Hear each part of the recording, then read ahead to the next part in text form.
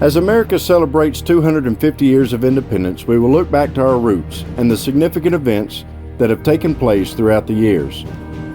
We will look at the importance of the role Christianity has had on the shaping of our nation and the influence it has had since our founding fathers penned the important documents that set the foundation for our great nation. The Pilgrims came to what would become America to escape religious persecution. They believed they should have the right, the freedom, to worship according to the principles of the Bible. The Great Awakening from 1735 to 1745 saw much growth in the people receiving Christ as Savior and churches growing across the country.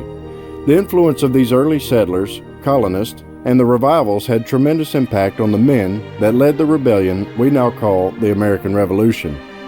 It was men of God who prayed for God to bless these men with wisdom and courage to break away from England and form an independent nation. God answered those effectual, fervent prayers for freedom and blessed the 13 colonies with independence and the freedom to design their own system of government.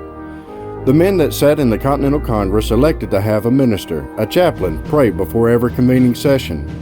They sought the face of God before, during, and after the Declaration of Independence was written, then continued with prayer 11 years later when they composed the Constitution of the United States and in the following years the Bill of Rights that accompanied that monumental document. The first 50 years of our country, we fought the British twice for independence. The Revolutionary War from 1775 to 1783 and the War of 1812 from 1812 to 1815. We also fought and won the Barbary Wars from 1801 to 1816. This little-known conflict was against North African Muslim terrorists who were seizing merchant ships and enslaving their crews. It is estimated between 1 and 1.25 million Europeans were enslaved by these terrorists. The Second Great Awakening began in 1790 and continued until 1840.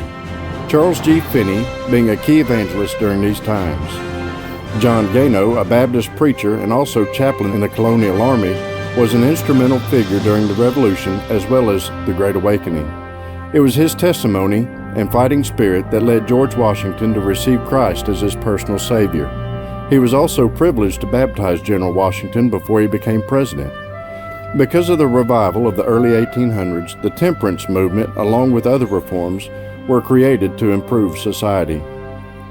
About half the colleges and universities in the nation were founded before 1860 were founded by Christians and churches. The American Bible Society formed in 1816 aimed to distribute Bibles to every family, and the American Sunday School Union was formed in 1824. Foreign missions was brought to the forefront during the Second Great Awakening, and many missionary societies were formed, the influence of which we still recognize today. Important events that helped shape our nation occurred during these 50 years. Our founding fathers established 3 branches of federal government. The executive branch, the legislative branch, and the judicial branch were established by another founding document, the Constitution of the United States of America. The Constitution was signed on September 17, 1787, but did not go into effect until 1789. It had to be ratified by all the new states before going into effect. The Bill of Rights, the first 10 amendments to the Constitution, was added in 1791.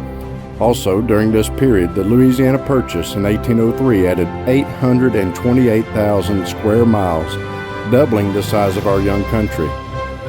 From 1789 to 1826, we elected our first 6 presidents. The last elected during this period was John Quincy Adams in 1825. During the first 50 years, our country grew from 13 colonies to 24 states.